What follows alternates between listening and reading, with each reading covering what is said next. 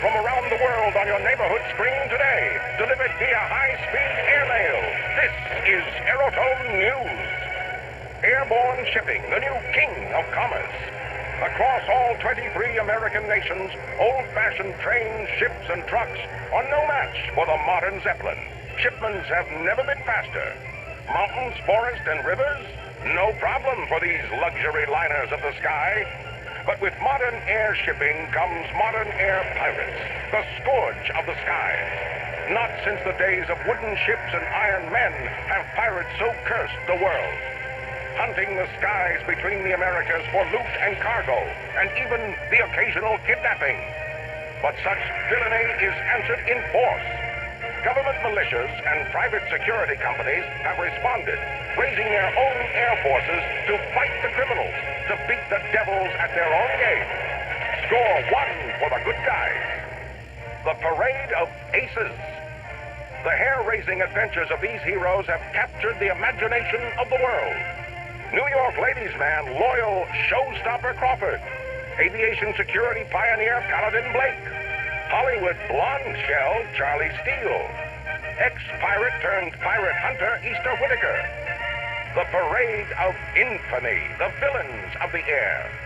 Double-crossing ex-Texas Air Ranger, the murderous Marshal Bill Redmond. From Wall Street Raider to Zeppelin Bandit, the vicious Jonathan Genghis Khan. The pirate with a secret purpose, the brilliant and mysterious Black Swan. Don't let her beauty fool you, boys. This one's too hot to handle. And the Undertaker of the Sky out of Skyhaven, cold-blooded newcomer Ulysses Booth. But the pirate's short life of fame, daring, and fortune always ends the same, in a twisted metal coffin. The battle rages on, but justice will prevail. The criminals of the air... What gives, boss? You, the world-famous Nathan Zachary, didn't even make it into this month's Parade of Infamy. Trust me, Jacko. With what I've got planned, we will.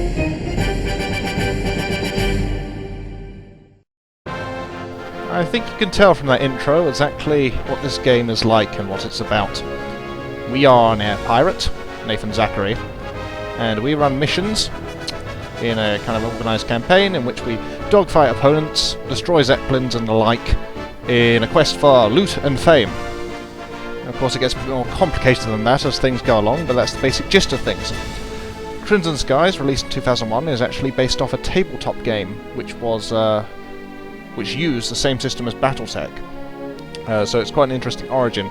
Never really took off, which is a shame, because it's quite an interesting setting. The divided states of America. The Wall Street crash bringing about secession across the board from the Union. Markedly different.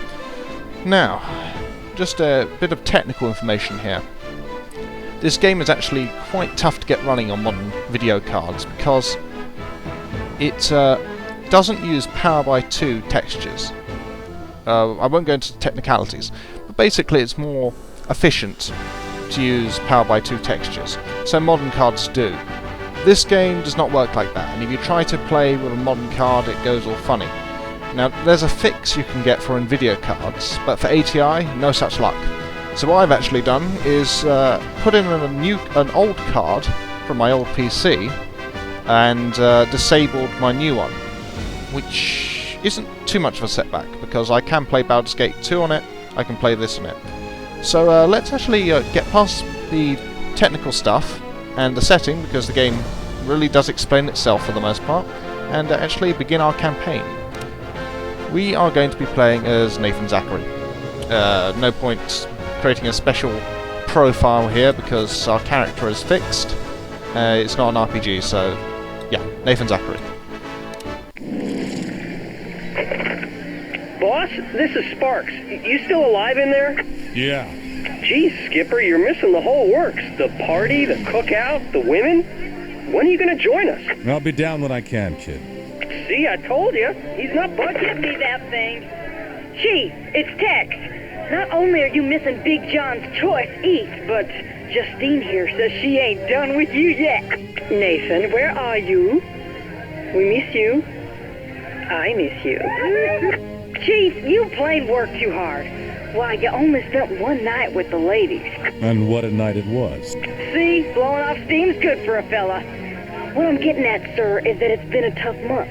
We all know how sore you are about that rat Miles double-crossing us in Cuba, but he's sleeping with the fishes now, and you'll figure out some plan to make us all rich again. You always do. Tex, let's not ever talk about Lucas Miles again. Understood? Now I've got work to do. He's hopeless. Here, you try. Jack here. What are you reading now, Zachary? British politics, shipping reports? The Secret Journeys, a Hawaiian oral history of Sir Francis Drake, 1578 to 1580. Got it yesterday. You see, that's sad. That you need to get out more. Fascinating.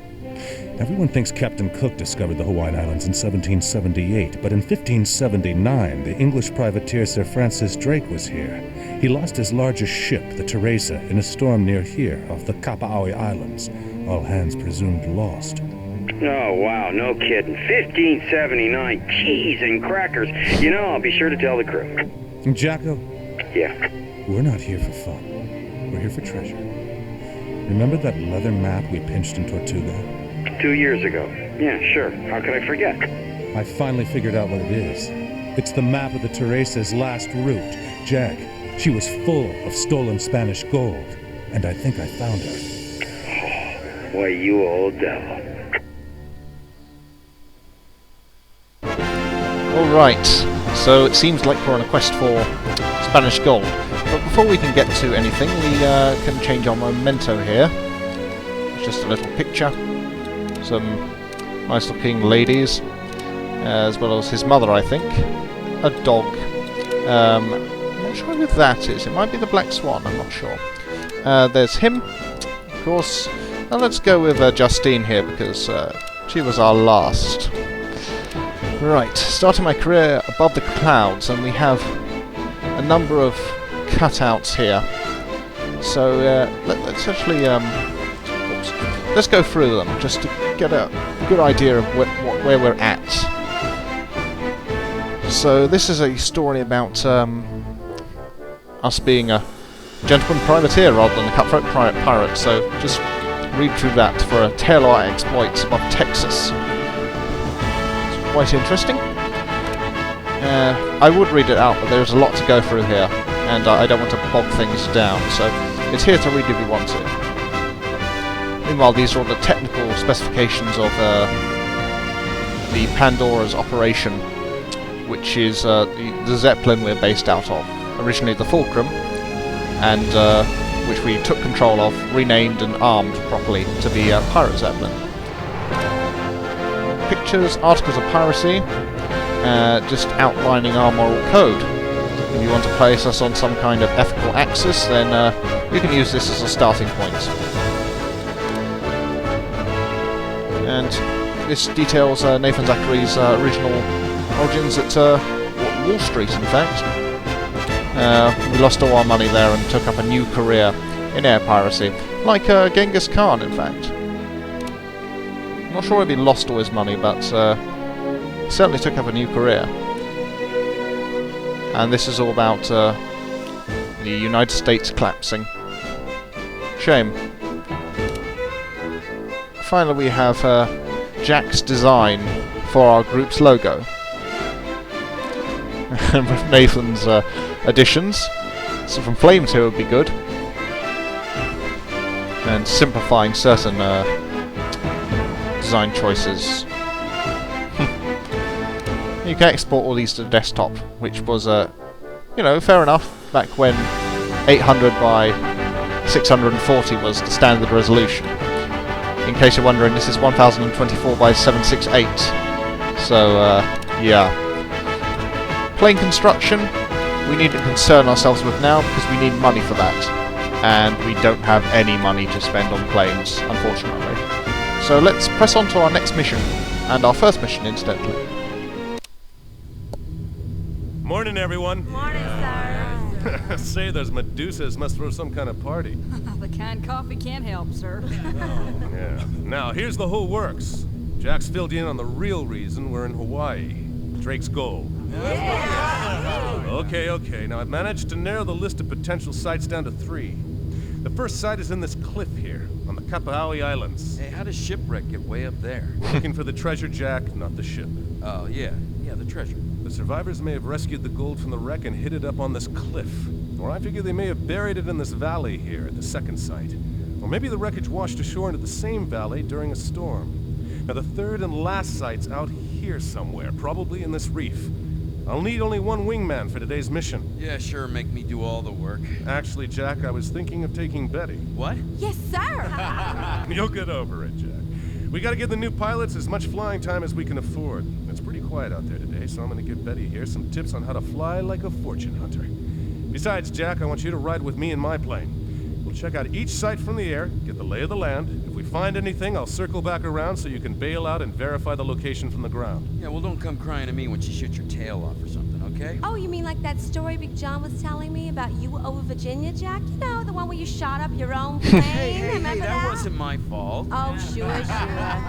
What do you know? New kid's got moxie. You're all right. Betty, I'll meet you outside, airborne in 15. The rest of you, no more parties till we get this gold job sewn up. Okay, so pretty simple reconnaissance mission. We only have two used P-21J Mark III Devastators. They're probably the most, what would I say, all-purpose craft in the game. They can handle pretty much any situation, but not quite as well as something else. That said, I do like to take one through the entire way. Not this one in particular, because, well, let's have a look. You see, we can adjust the ammo between slugs, which do all-round damage, dum-dums, which are good for finishing off aircraft, as it says here, armor-piercing, self-explanatory, explosive, best against unarmored components.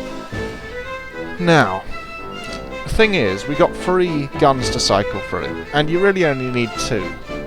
That is one to switch between for attacking a new craft, and one for either handling installations and sundry unarmoured stuff, or finishing off crippled planes. So it doesn't really matter what we put in the 30 caliber. What I'm going to put in the 50 caliber is dum-dums, and 40 caliber is armour piercing. Let's put explosive in 30 caliber, and the reasoning is that the 40 cal actually works better at range, I think. And so, as we close, we unleash a burst of armor piercing, then follow up with 50 caliber dum-dums to rip the unarmored plane apart. As for rockets, I find an even mix of armor piercing and high explosive is good. There's no real point in refining the wingman's choice. I've never really noticed a marked difference in performance. So, now that we've actually equipped ourselves, it's time to head out.